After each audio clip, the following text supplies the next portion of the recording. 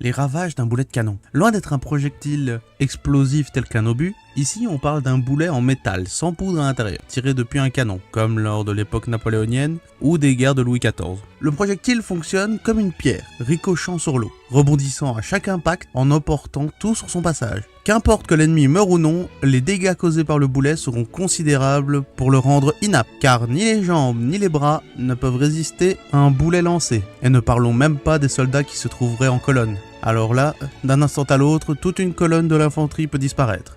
Pour vous donner un exemple, le maréchal Lannes, qui se trouvait derrière ses troupes, perdra ses 2 jambes après qu'un boulet malchanceux ait rebondi au travers de ses lignes, ce qui le conduira à sa mort. C'est une arme redoutable, qui en batterie devient alors absolument terrifiante. Imaginez des dizaines de boulets lancés à pleine vitesse. C'est pour ça que le canon a pris une place prépondérante au fur et à mesure du temps, de par les ravages que peut